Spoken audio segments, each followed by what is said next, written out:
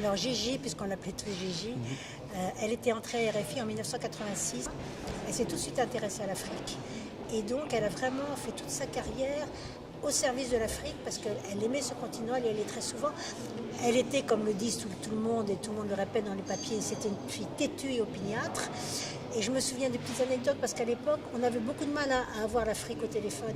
Il fallait hurler parce qu'on n'entendait pas nos éditeurs. Ou alors, surtout pour le Zaïre, elle s'occupait du Zaïre à l'époque, ce qui est devenu la RDC après. Elle s'occupait de ce pays, il fallait passer par les États-Unis pour avoir le Zaïre. Et donc on était dans une rédaction, tout le monde hurlait « Allô, vous m'entendez ?» Et donc on était très, très proches les uns des autres. Et il fallait se supporter parce que quand tout le monde crie, c'est pas facile de travailler. Donc voilà, on s'aimait beaucoup. Oui, à chaque fois, c'est un coup de couteau dans le parchemin de la liberté d'expression. Oui, à chaque fois, on va se poser des questions.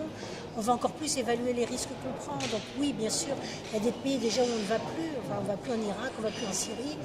Voilà, il y a des pays qui sont déjà des zones grises. Bon, on ne va pas rajouter le Mali à la zone grise, mais à chaque fois, effectivement, moi, j'ai été très longtemps à Reporters sans frontières pendant 20 ans, donc je connais bien le problème. À chaque fois qu'effectivement il y a un assassinat, c'est un recul de la liberté d'expression et donc c'est un recul de la démocratie.